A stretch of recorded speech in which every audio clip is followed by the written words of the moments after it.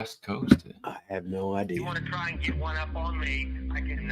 Sorry, kid, it ain't my Don't- first I just county can't fair. remember. But when some guy comes in and been wrestling 5 years, and I've been wrestling 15 years, and have been to all these different damn places and seen all this, I am so far above them mentally with mental gymnastics. As far as the wrestling business, what I did was I intimidated a lot of people because I didn't give a.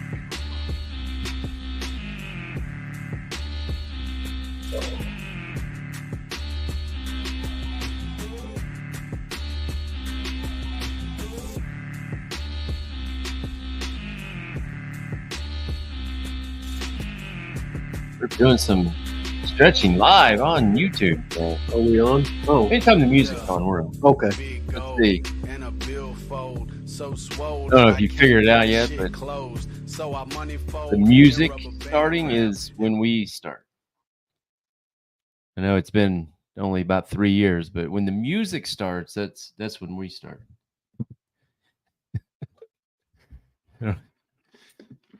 Rip's a slow learner here at Wrestling with Rip Rogers. Always Ask have been a slower Rip Rogers live.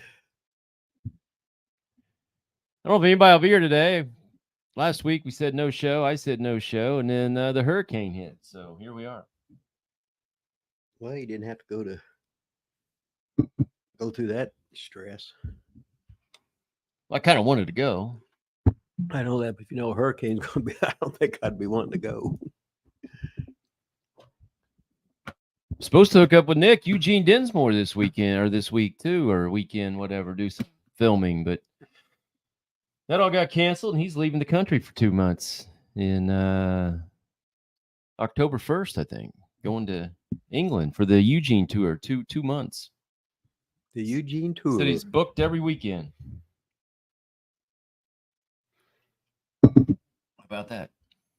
You gonna talk today at all, Rip? You gonna say anything? Well, you started. You're the host. I can't talk much though. I have to go faint here in a second. So I Oh, need you. that's what I was going to start. ask you a while ago. I need you to start talking a little bit here. Okay. Who we got in there? I can't see. Gregory Mala, George Lambreth. None of your business. George is in here. All right. None of your business in the house. None of your business. Is that like NAM business? None of your business. Yeah. He was from West Virginia, maybe. Well, Rock Parsons got out of the hospital. How's he doing? Well, he got a big old slit on his back and stuff, but I guess he's a little bit taller now. Something's the matter on my phone where I try and messenger him or whatever, and it says won't go through. But then if I do it again, it would put the last one through. So I haven't heard of that one before. So what the hell? Huh. Mr. Technology, Rip Rogers. Yeah, Mr. Technology. Don't get any better than that. Talyon in the house. Drew Wilson in the house. SM White. Long time. Where you been, SM? Been hiding. He's been out with hot girls, hot chicks, maybe some young men. I don't know. Said he survived the hurricane. Okay. Does that mean he's living in Florida? Georgia. Plains. Downtown Plains, Georgia. Downtown. Not uptown, but downtown. Drew Wilson from Indianapolis. He's here. How about that? Mike Myers is here. Hey, Jerry Bam Bam Penders texted me today. He's wrestling the Outrunners this weekend. Well, it'll be the greatest match he has that day. And Frank in New Jersey. Frank, you ever go to WrestlePro? WrestlePro, New Jersey. I think that's Pat Bucks. Saturday, September 28th. My old buddy from OVW, Bam Bam Penders, against the Outrunners.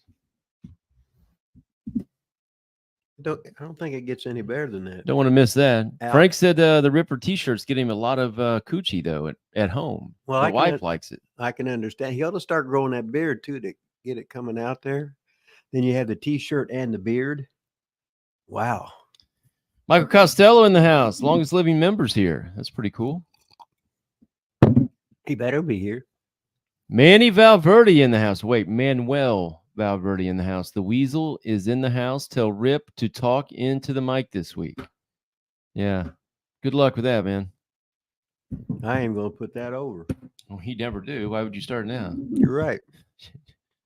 Rather have shitty video out there than listen to somebody tell you to talk in the mic. Turn it up louder. Makes total sense. Total sense. Yours is up as loud as we go, Rip. I don't know if you see this little knob, but it's all the way to the right. Can't get any louder. I wouldn't have seen that knob. No. You pointed it out. Well, the doctor I haven't been to my eye doctor for 2 years. I guess my eyes are getting a little bit worse. What's that got to do with talking in the mic? Well, I'm talking about can't see that. Well, thing. it doesn't matter if you can see it or not. Hmm. All right, we need some question. Hey, Italian, hey, good man. I'm glad you brought that up. I don't have a clip of it though. Rip's last video was great. So if you have not been, go to our channel right now. First of all, like this one and all that good stuff. But go to our channel and check out Rip's first time wrestling for Vince McMahon Sr. and the WWF. Go watch that. Tell them a little bit about it, Rip. Well, that was one of the greatest weekends ever. Come on, Rip. You need something out of me today. Need something out of me? Man, you gotta talk, man. Okay. Loud, get loud. Well, they can read the video or they can watch the video. Tell them a little bit of snippet about it. Well, I got to wrestle George Animal Steel and the WWF Tag Team Emeritus, Mr. Fuji, and Tora Tanaka. I watched Vince McMahon standing on a big old bench. So he's holding the thing up like this. So Andre looks even bigger. Got to meet all my stars. That's where I had that's when we had the superstar Billy Graham picture with all the autographs on there. All the guys on there, the legends are basically all croaked now. So we got that. It don't get any better than that. Von Linus has got the picture. Well, if I got my hair, I can't see now anyway. So,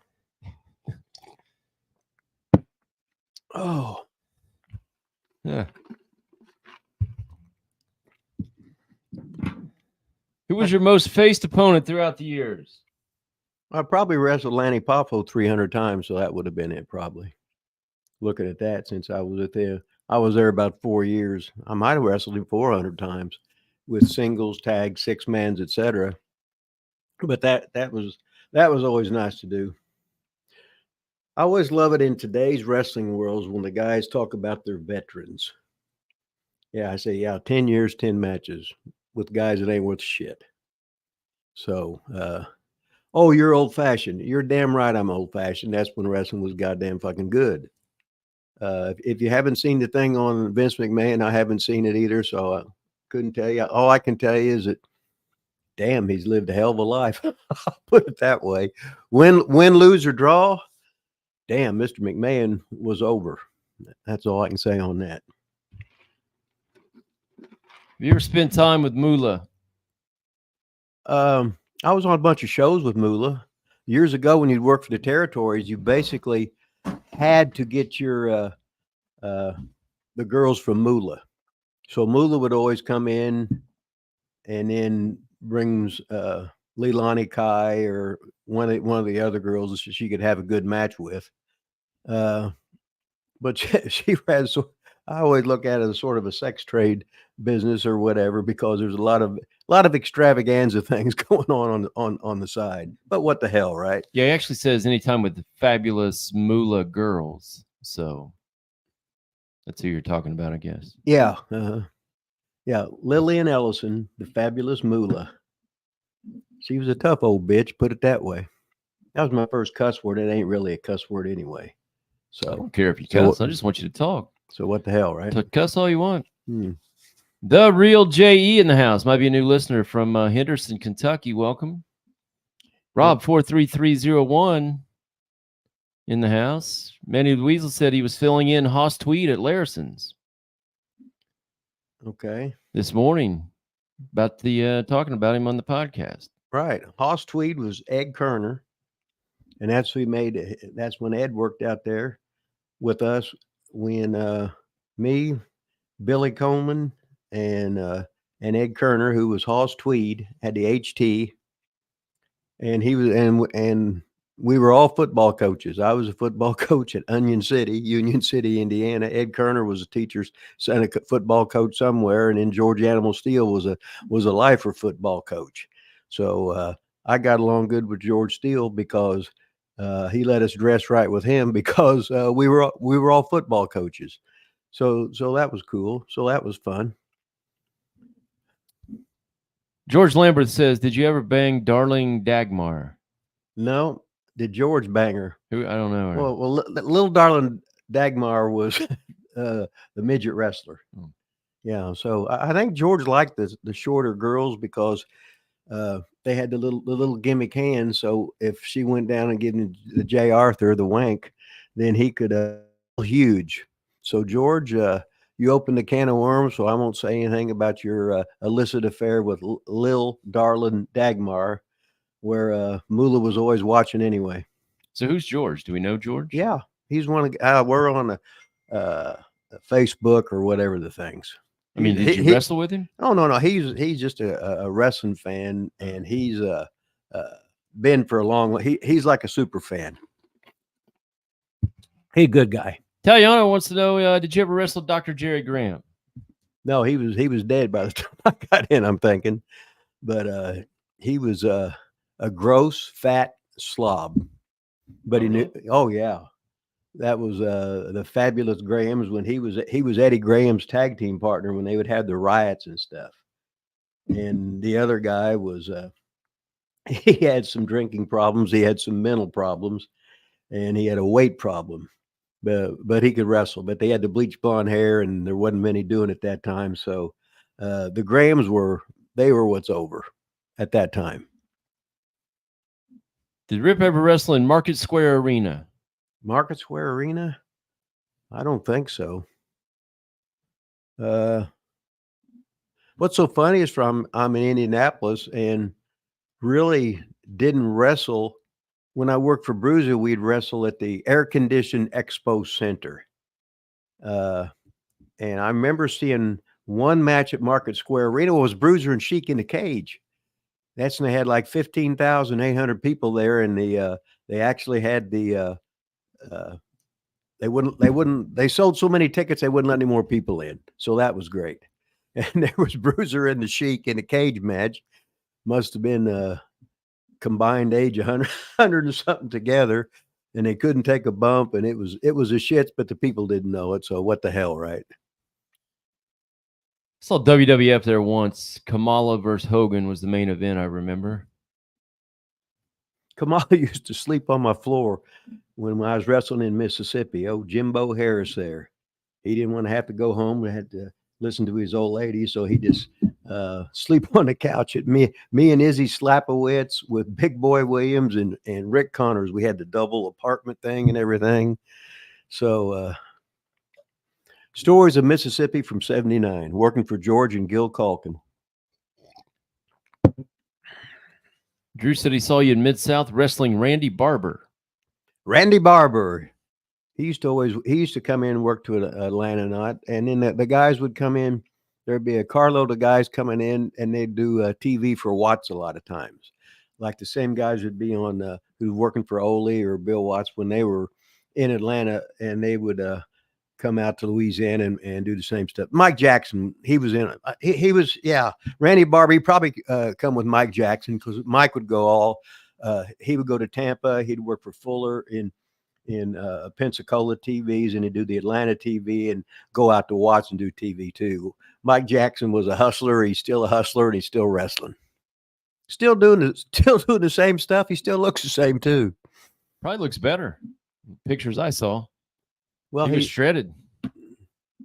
Well, he put it this way. I said, Mike, your bald spot went from this to only about that. So it's really not that bad. So he's a good worker. He's a good guy. So did Moolah, did she hook up with a lot of wrestlers, you think? I think it was more the promoter guys. Oh, yeah. Or she would just pimp the girls out to the promoters. How about Vince? Think she ever hooked up with Vince? I don't know. That'd have been a hell of an adventure. I'd like to have a video of that. She probably would have the strap on. Who knows? That would just be purely speculation. I just think in the wrestling business now, you got Nick Khan And you got Tony Khan. Neither one of them are wrestlers, and they're running wrestling companies. What can you expect?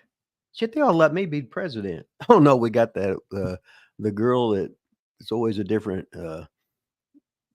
whatever she is. She's Mexican, she's Spanish, she's black, she's whatever. I have no idea what you're talking about. Oh, whoever running for president, Oh, the vice Kamala, president. we don't Yeah, talk politics on this show. yeah, that's what I think. So Well, you can say what you want about watching the WWE product, like it or not, but according to all the reports, they're doing record business okay, constantly. well, consistently. the record business is always with an asterisk by it. It's one thing when you're having 3 shows a night, like they used to have 3 shows a night, and you'd have sell out, sell out, sell out. Now they have 3 shows a week with everybody. So it's and then it's like, well, the ticket prices used to be, but the ticket prices is this. Oh, we drew more money. Well, hell, 10 years from now, it'll be the same old shit because the ticket price just keep going up and up and up and up and up. But how many goddamn people did you put in there?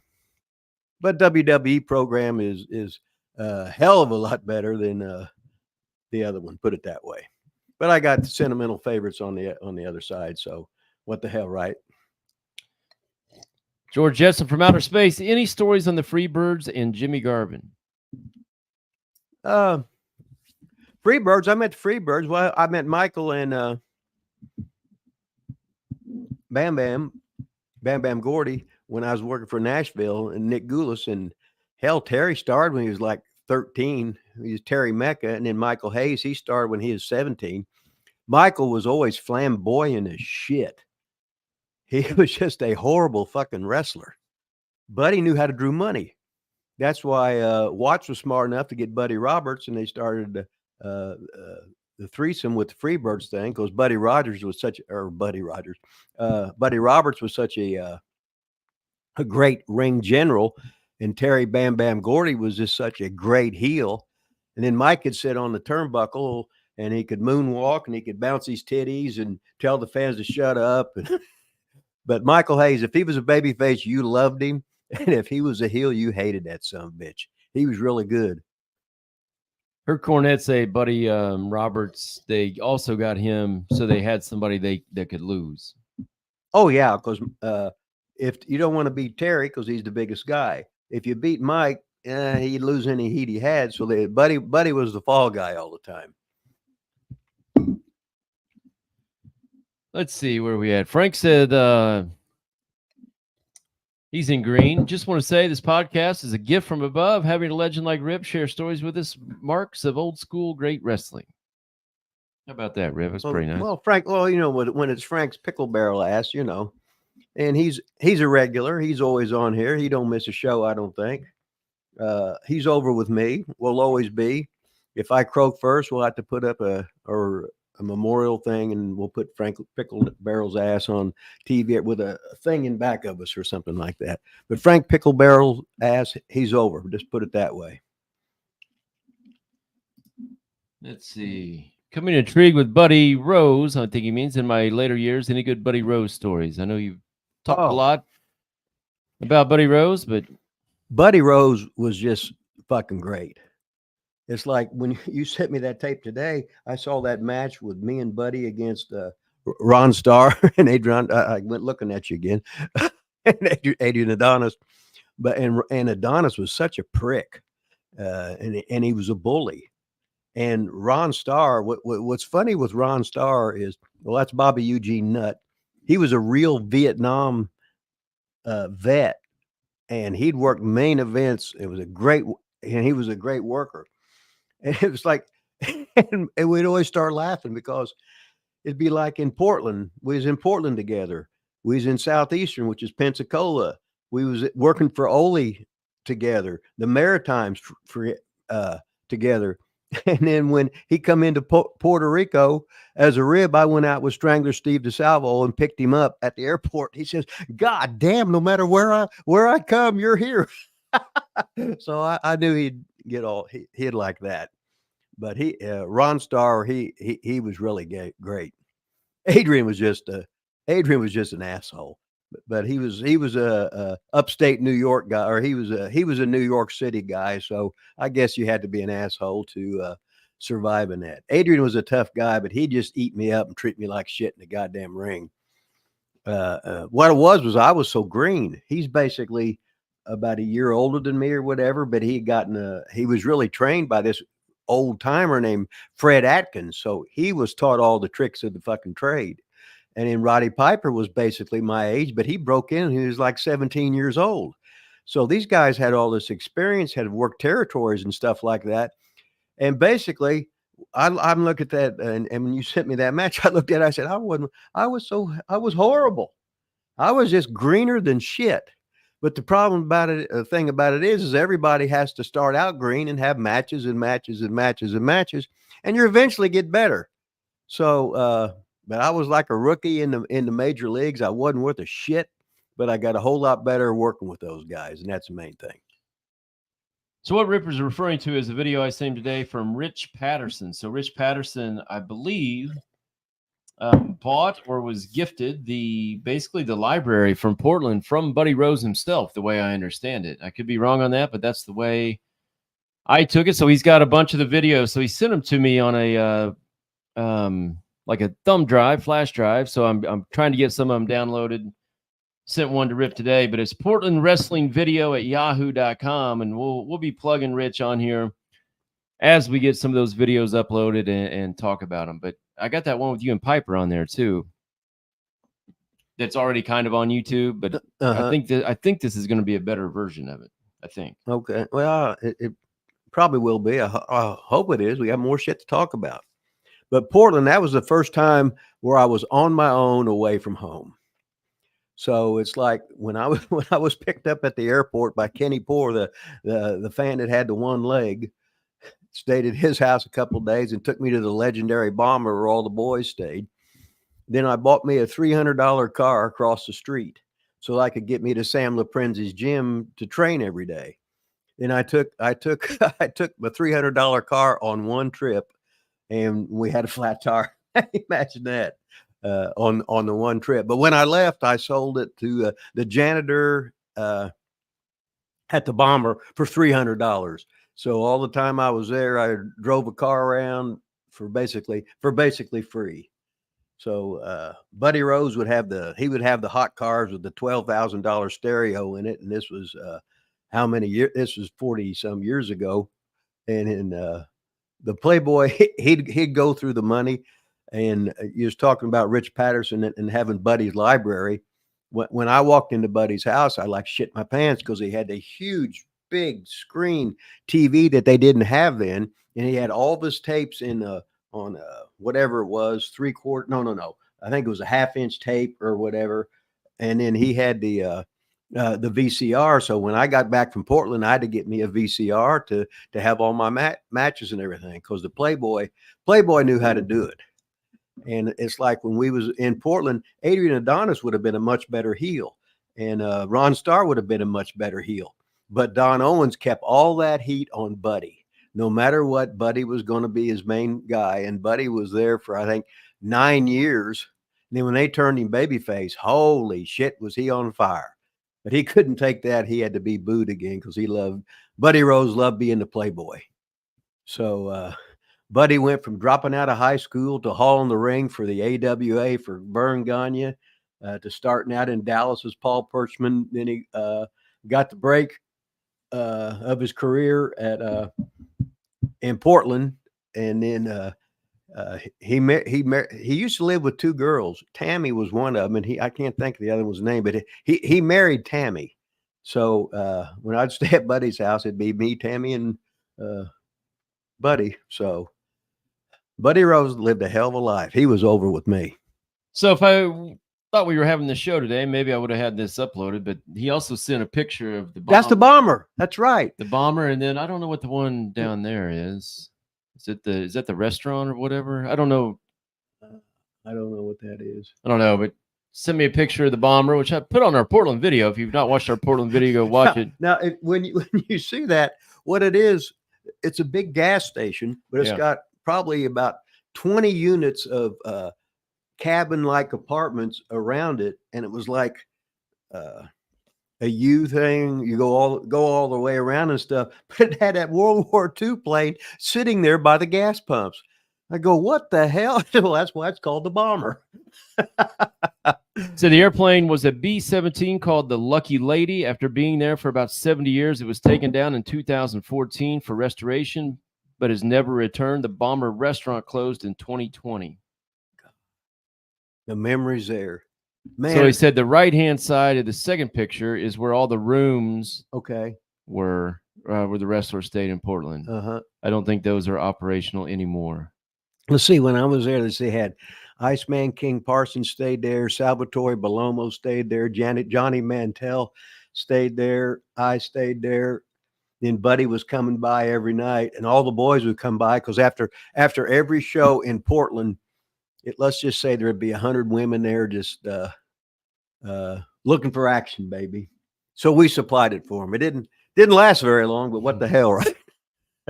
Django Fett kicking it off today with Django Fett. He's over, baby. Gifted One Wrestling with Rip Rogers membership here. Django, he's way to go, man. He must be money, but he's always doing that. Maybe we'll get some super chats in there now. Yeah. Django's here every week. He's always donating shit. Thanks, man. Appreciate it. Django's over with me, baby. Let's see. Got the Buddy Rose. Rip, do you think WWE, when it goes to Netflix, which I think is supposed to be like January 2025, you think they're going to get more risque? You think they're going to change the product? You think keep it the same? I don't think they're going to have the same, Netflix. You can show shit. Do you think they're going to?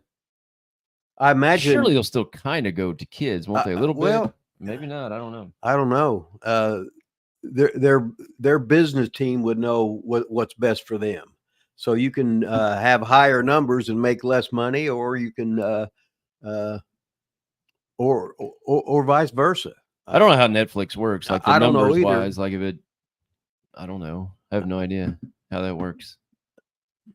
I just know when I go to Dylan's house, we watch Breaking Bad, a whole bunch of episodes, and there was something else we watched too. But I don't know how. I don't know how to do Netflix. What the fuck? The Real J said, Vaughn, thanks for the shout out. I've been listening to you guys since the beginning. I'm on my mail route on Friday, so it's hard to comment usually. So we got a mailman that listens to us on his route there, Rip. Well, we could have pretty cool. He's a mailman, and then we got female women too. So mailman and female woman. But my dad didn't graduate. My dad was a postman his whole life.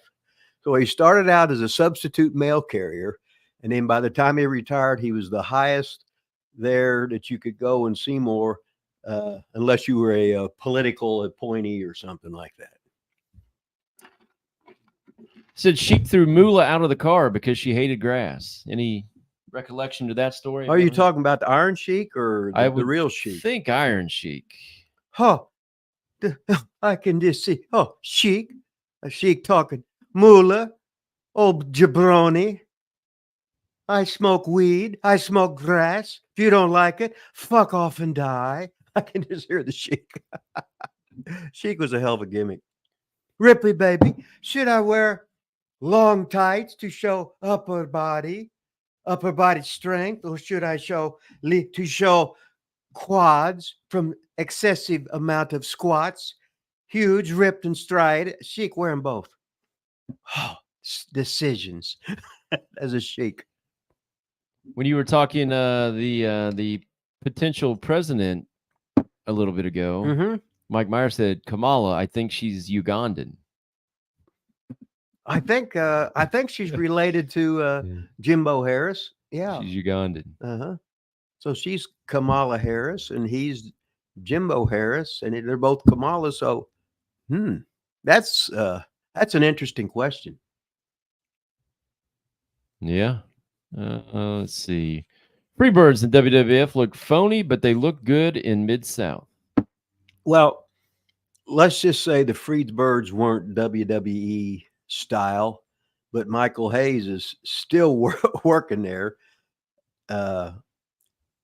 But yeah, they had a different. I seen them on TV one time there for WWE, and they looked definitely. Their NWA had a certain style, and WWE had a completely different style, and they did look out of place. But Michael looked at a place. It didn't matter where it was. He was just entertaining as shit. Michael PSA's had to be killing ass in his day.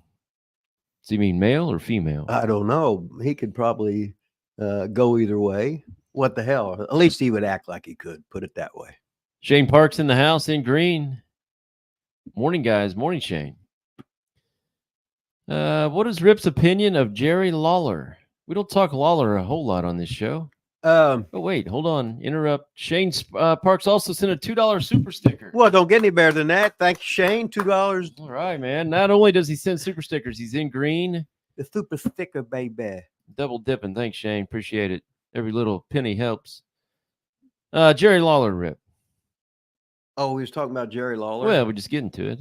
Oh, Lawler's great. I remember working with him. They had dream matches when I was working for Ole years ago. And I got in the ring with him. He got in the ring with me. And I said, I can't believe how good you are. He was just, well, he had, thousands and thousands and thousands of matches against good guys. All the top stars would come through Memphis. He goes, well, I can't. He goes, I was expecting taters. He said, I like working with you. So he's easy on the head. He can take anything basic, and he was so over in Memphis. But anybody shoved down their throat, yeah, you'll get over. But then once you're over forever. And he was well, that's why he was the king. I remember you had told me where he slaps the person that. Oh yeah. Instead of slapping himself, slaps the other person, like when they're punching him. Yeah, like if you was punching me, he'd slap you on the side, and as a rib, he'd slap you real hard, and it would sting. So I'm going to hit him, but I'd stop, and he'd hit me anyway. I go and I scream, start selling. I go, oh, can't pay that. So I was watching him. He came down to OVW when we did the what's that park that amusement park, Six Flags, yeah. Came down and wrestled Blair Moan, the big Anthony Bravado, the muscle guy. Oh yeah, at Six Flags. So I knew he did it. You had told me, so I was watching, and he was just smoking him, smoking him right, slapping right in the side. Oh yeah. Blair was like, "Oh, I'm done. Like, I'm not punching anymore. It hurts too bad. Get some heat on me. Fuck. He actually Get some heat on me. Fuck you. Blair, you'll beat the shit out of me." Blair came back to the back. He's like, he kept slapping me. He kept look at these handprints all over me. Well, it was funny, but I knew he did it. I didn't tell him he was going to do it, though. A little bit of the Harry Houdini sneaking out, the secret of the world. Are you going to be at Fan Fest in Ohio in December? The Fan Fest in Ohio in December. You going to be there? Oh, I don't. Well, where's it at? I don't know.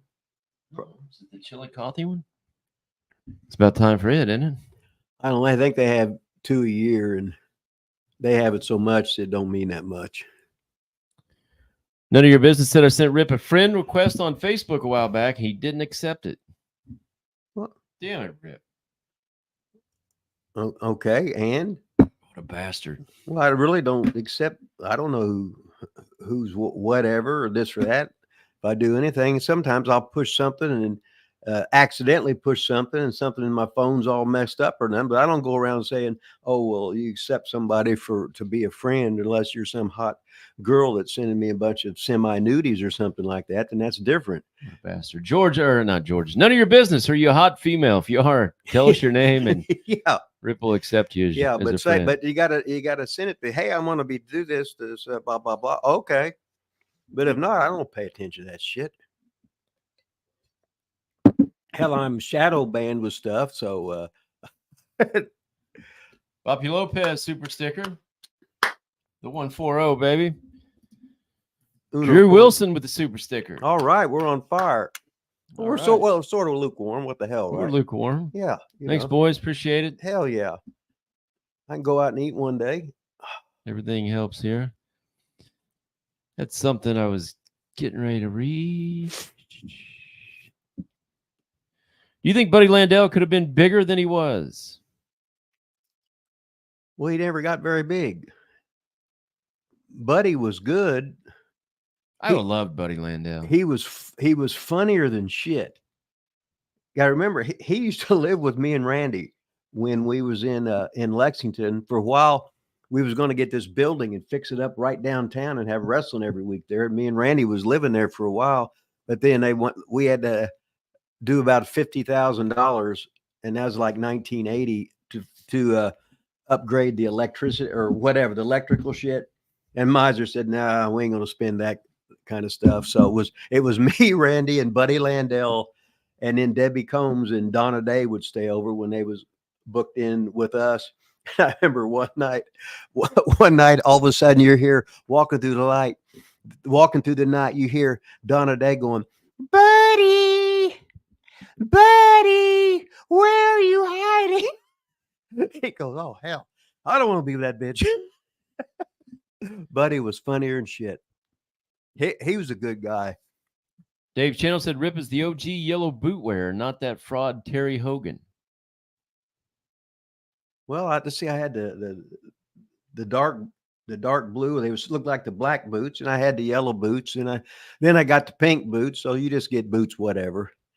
My first original pair was the $29 boots from Carlin Hildegard. They were boxing boots, like with little bitty soles, and you got to start somewhere. So I started on the bottom like everybody else. Shane Park said, often heard tag team wrestlers saying one guy got the falls, one guy got the pins. What does that mean? Well, that's like if me and Vaughn was a tag team.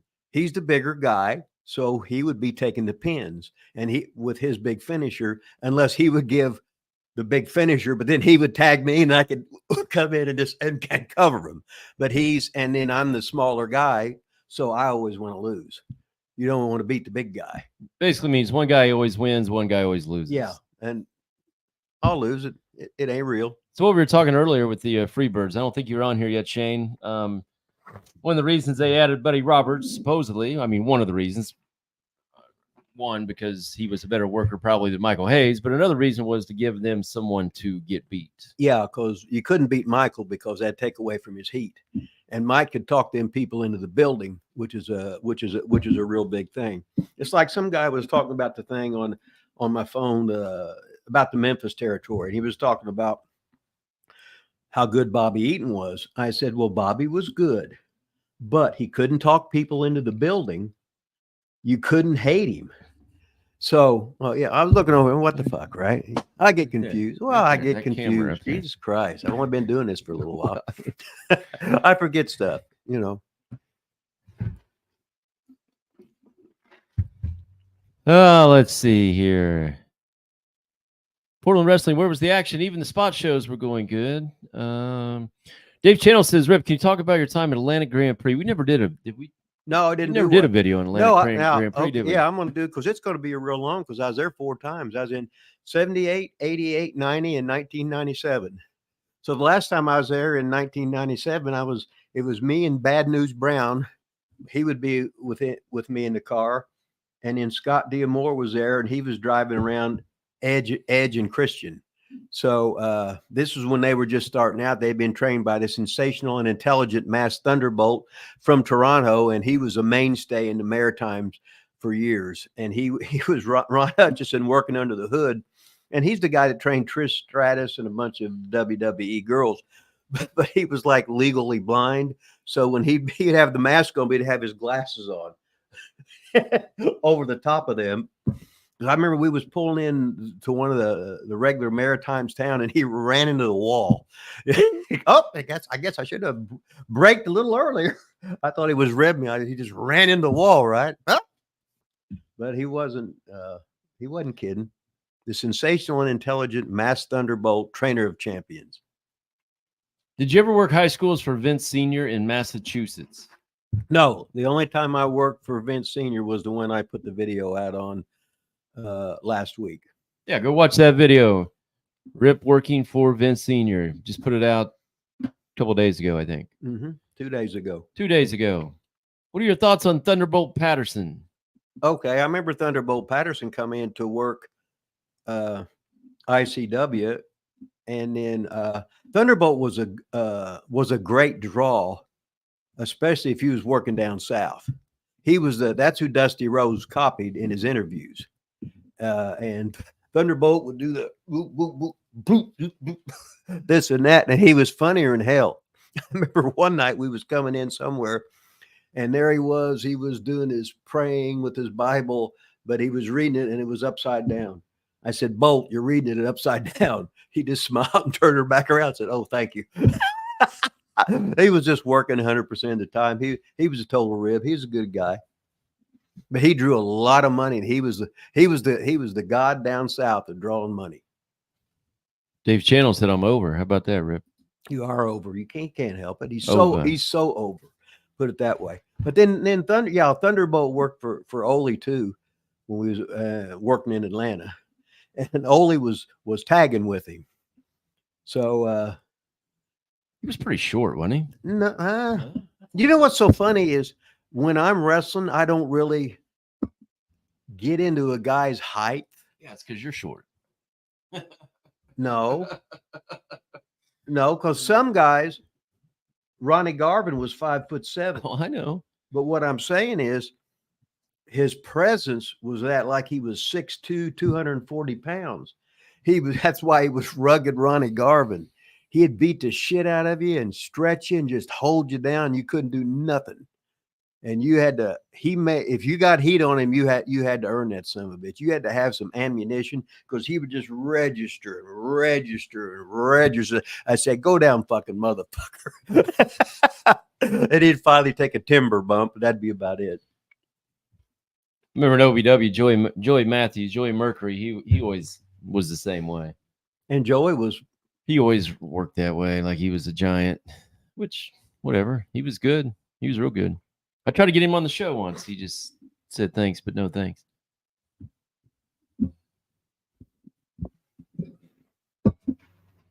Yeah, Joey was good. Iron Sheik worked in Portland, he said. Yeah.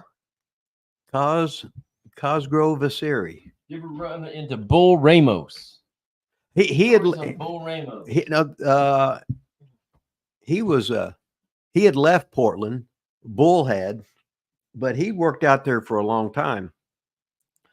At one time, and this is before cable TV, but this is the way all the territories were. It's like all they got was Don Owens wrestling out there, unless you got the certain parts of Oregon and Washington. You could get the Vancouver tape that Gene Kaniski ran. It's like the old WWWF. They were just like a territory. They had the main thing is they had the big Madison Square Garden show, and that was part of their territory. So that was their big money thing every month. So they had that big great show, and usually with that, it was the only show in town. So they would have 27,000 people in Madison Square Garden. Plus, they'd open up the closed circuit TV, and they'd have about 24 to 2,500 there. You could cram in there. So that was big ass money. Then they would run Baltimore. They'd run Pittsburgh and Philadelphia. And that's basically most of their big towns. But then they would run high schools, armories, and stuff like that, just like every territory that they did. So, but at the time, and then the Eddie Graham tape went into New York at that time, so that whenever they'd have they needed a different superstar, like when Dusty Rhodes was down in Tampa, he was on TV every week. That's why they use him in Madison Square Garden with the old WWWF, because he was projected as a superstar on Eddie Graham's tape that went into New York, went into Vince Senior's territory. Also, the Spanish-speaking network, which was out of Los Angeles, which is from the Olympic with Mike LaBelle, they would be out there. So when Piper first started going into WWWF, he was seen weekly on the Spanish-speaking network, so that when he come in to town, they knew who he was because there wasn't any cable TV at that time. So you'd have the Florida tape going into the WWF, and you had the Los Angeles territory from the Olympic Auditorium. It was going in there too. So they basically had, especially on the Garden Show, they have a superstar from Los Angeles coming in and a superstar from Florida coming in. So it made it look really big time, and it was great. I know I had to leave for a couple minutes, but did any of that answer have to do with the question? I don't know what the question was. Bull Ramos stories. Oh, I walked out on Bull Ramos, came back with WWF, and well, Bull Ramos had a great run in Portland, but he had left before I got there. oh, okay.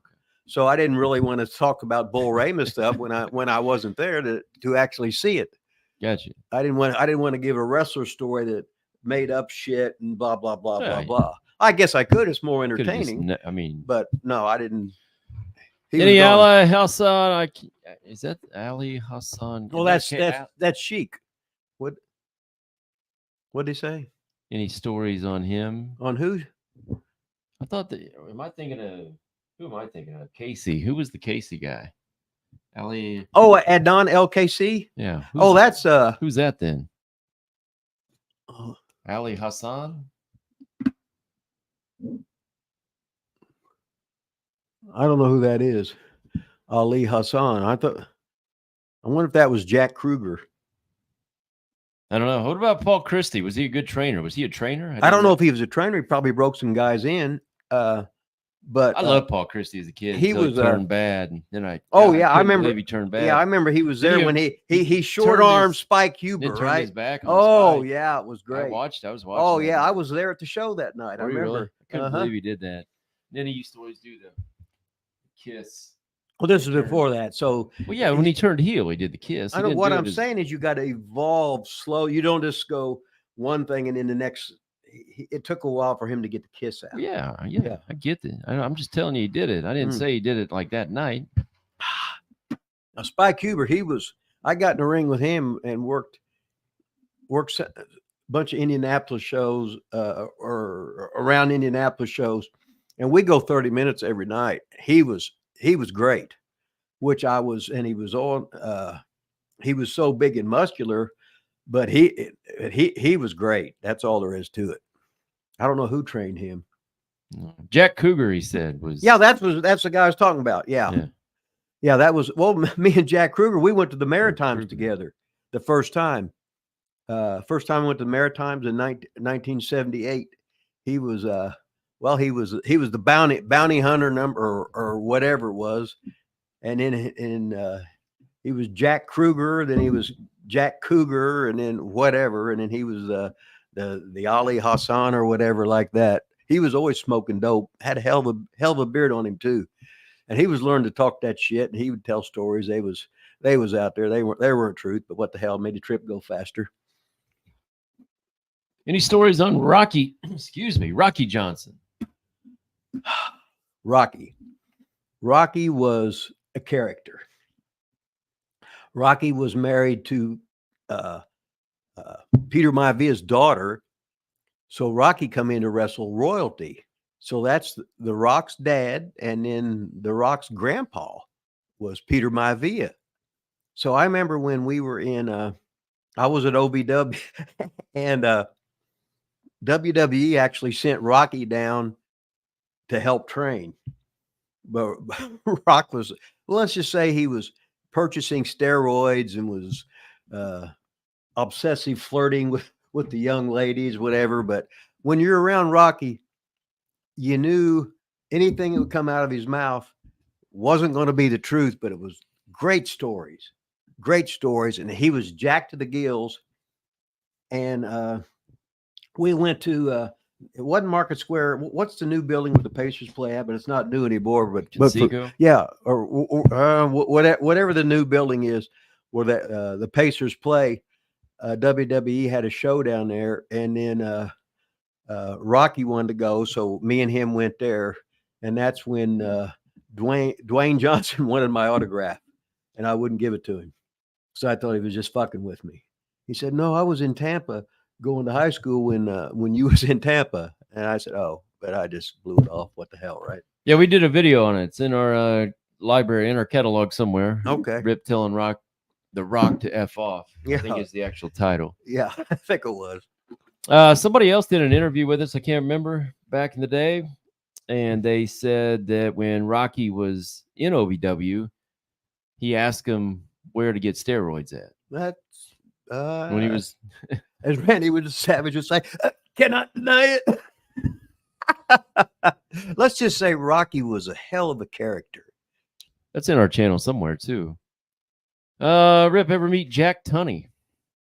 No. Frank's got a good sex question. Have you ever had gay men fans try to pick you up? Oh, hell yeah. But they never had enough cash on them. You could rent me. Wow. I could watch and just, whatever. Just pay $2 me. Bobby Lopez. Any Buddy Oh. Lee Parker story? Buddy Lee Parker. Is that Sarge? Wow. I think that's Bobby Lopez. Is that Sarge? Sarge the trainer? Yeah.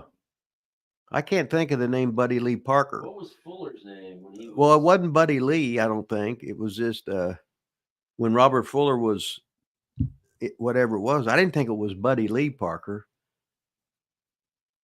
I can't You don't remember. remember his name though? Fuller's when he was something. Yeah, I can't remember what it was. When he was the Colonel Robert E. Parker or Robert Lee Parker, I thought it was, or something like that. Sarge. They're saying, yeah, Sarge. Okay. You know Sarge? Any stories on Sarge? No, he was just a little hard ass, and he was a good worker and he worked hard. He was a trainer down for the old WCW power plant. If that's the guy we're talking about, that was Buddy Lee Parker, right? I think that was his name. Yeah. Yeah, he was a good guy, and he worked real hard. He would do the squats right with the boys and everything, because Pez was working down there too. What did you think of Dory Funk Jr. wrestling in Explosion's death match in Japan at age 82 last month? I didn't know he did that. Well, I thought he was 83, but well, Dory was boring as shit when he was champion, so he wouldn't have been boring as shit in this thing. Now he's the guy for right now he's got the record for being the oldest guy in professional wrestling having a match. So and if he had one of them exploding death matches or whatever like that, that wasn't his cup of tea. But when I was growing up and watching wrestling, the best match I've seen for years and years as a fan was Jack Briscoe, which is Jerry Briscoe's older brother, and he was him and Dory Funk Jr. had. Wow, I would just sit there and watch that. They'd always go at least a half an hour, and they were just great wrestling matches. They were just great performers. And now Dory's still at it. Of course, that's Terry Funk's brother, and his dad was Dory Funk Sr., who ran the Amarillo territory years and years and years ago. Now in the Amarillo territory, that's where Bruiser Brody come out of. That's where Dusty come out of. That's where Marced Solis, who is Tito Santana, come out. That's where Ted DiBiase come from there. All these great guys, they all come out of Amarillo territory. And that was the place to go years and years and years ago. Could be your new slogan right there, Rip. What's that? Gay for pay? Yeah. Hey, I like that. Just pay me, baby. Pay me what I'm worth, baby. Talion says, Rip, did you ever work a Thanksgiving or Christmas show? My bet is yes. Okay, now years ago, the best 2 nights in pro wrestling was Thanksgiving night and Christmas night. People would give away for Christmas present. They give you the wrestling tickets and shit. But that's like when I'd work for Fuller. Every Thanksgiving and every Christmas, we'd have an afternoon show, and then we'd drive to some other town. It'd be like Knoxville in the afternoon and Birmingham that night, or whatever it was. But you get 2 shows. The fans would be on fire because they wanted to get the hell out of the house. They were sick of their parents or whatever. But and that was for the boys. that was always your best day of making money the whole year. So the wives or girlfriends, they never bitched because they knew they was going to get double money on usually double sellouts on Thanksgiving and Christmas. So if you're one of the boys working, you couldn't wait to be on the Thanksgiving and fucking Christmas so you could make some money to pay your bills.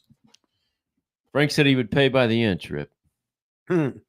Was that length, width, vascularity, or maybe circumcision? Maybe we should do area. Area. Okay, total volume, right? Yeah. Okay, little veinage. Somebody asked, "Oh, did you ever work for the Funks in Texas? If not, was it just for Fritz?" No, it was just no. By then, the Amarillo territory was gone due to lack of business. Put it that way. You know what's funny is the Funks were actually born in northern Indiana. So Terry Funk, Dory Funk, they were from Hammond, Indiana. That was where they were from. And then they moved out to Amarillo, Texas because their dad became a promoter. And Dory Funk Jr., he was the inventor. He was the king of the Texas death match. And when they had one match, it was like 2 hours and 40 minutes around there. So what they would do because at the time, the Texas death match was no time limit, no disqualification. It didn't matter how many falls it was, but at the end, you had to get up by a 10 count. And he was the king of the Texas death match. So he would put the Texas death match on first because people were there and they didn't want to wait for the other show to go 2 hours. And all of a sudden you're going to go an hour and a half or whatever. He'd give him the main event right away. And out there it worked. So Dory Funk Sr. was king of the Texas death match. Dory Funk Sr. was so respected in the NWA that he had Terry Funk and Dory Funk as two sons that were NWA world champions. And at that time, if you were the NWA world's heavyweight champion, you were the greatest wrestler in North America. You can't say the world because you didn't go over that much and everything. There wasn't no cable TV. It's like if the Japanese were coming in, they would show like Baba coming in or Inoki coming in. They'd show them on TV 6 weeks in a row with clips and stuff. So when they'd come in to wrestle the champion there, and vice versa, if they was going to Japan to wrestle, if you were the NWA champion, they would show the clips of you getting wins over, or it might be a montage of you beating every NWA star there was like that. So when you wrestled the local Japanese champion, it would be really a great draw, whatever the question was. I have no idea. Dave said, Vaughn, you have wrestling stories. When are you going to do a podcast in your career? Never, probably, Dave. Be pretty boring, really. Thanks though, but I've mentioned some stories in here every once in a while when I see fit. You saw Fit Finley? Fit Finley. Oh, okay. Fit Finley made fun of my my receding hairline once. Did he really? Yeah, we were having like workouts during the day. It was Raw or SmackDown or whatever. When just do workouts in the ring, and he was the agent for mostly the women at that time. But I was down. So my hair was all back, and he's like, "Oh, nice kayfabe bald spot there." I got that for me, didn't you? When he said a kayfabe bald spot. Yeah, nice kayfabe bald spot there. That's fucking lovely. Because my hair was kind of long. So typically, I'd just try to keep it over the receding hairline part. Yeah, he said it right to me as I'm laying there. Thought that was pretty funny. What could you say to Fit? Nothing. Yeah. Yeah. Fit. I think it was actually against Dolph Ziggler, I believe. Had a match with him during that day. That was the greatest match you had that day. It was. I thought it was. Ziggler's still kicking ass, still looking good, still working, still getting them women. He's over. Then then they got the little brother in there, so he's a superstar too now. They're doing a podcast now. All right. You know the name of it? The Nemeth Bros, I think. Okay, the Nemeth Bros. So you heard it. If you don't know about it, look it up here and get the Nemeth Bros on there, baby. Nick Nemeth and Briley, or if he's going by Nemeth. They're both Nemeth. They're both Nemeth now. He's no longer Briley Pierce. We had been Briley Pierce forever. Well, you know. Ever and ever. He was Nemeth in AEW. He was in AEW? Yeah. Okay. For quite a while. Was it? Okay. That's why he couldn't be on our show that once, he said. Oh, okay.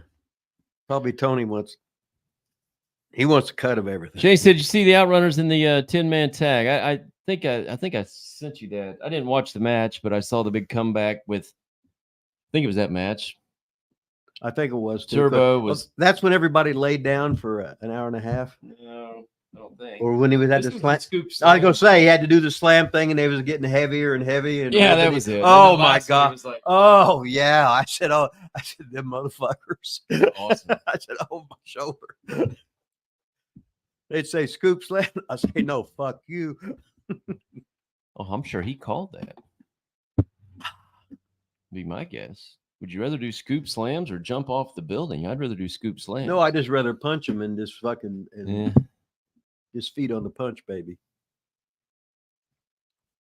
All right, we're gonna have to wrap this thing up. I got to work at 1:30 and I'm about to pass out. So, anybody else got any super chats? We'll answer a couple super chats. Anybody got a super chat before we get off here?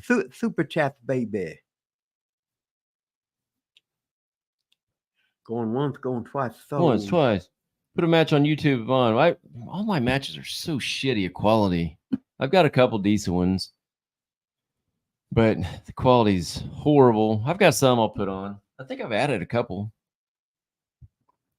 Wish I had the match with CM Punk, but it got blown up in the ring truck wreck. Oh God, yeah. The good old picture of the ring of the. It looked like a pro football team sitting out there in the middle of the middle of the highway or whatever. Big Al Barone was there. Hey, I talked to him the other day for about 30 minutes. Oh, really? Called me through Facebook. Yeah, I hadn't talked to him for The legendary Al Barone. years and years. And Capiche? man, Get out. he was total Al Barone. Never broke. He was right into character right away. Yep. It don't get any better than that, being the Al Barone character. Oh. All right. Let's see. We got any music? Where's that? What happened to the good music? They just went right to. Is this it? There we go. Is that good? Is that it? Glad you guys made it in today on such short notice. Appreciate that. You never know what's going to happen with us. What the hell, right? No. Thanks for all the good comments. Nice comments there, Dave. We'll figure something out one day. Have a good weekend. Thanks for the super chats, stickers, memberships, all that good stuff. Don't get any better than this. So swole that I See you next week. Shit closed. Is that SD? Is that San Diego? Yeah.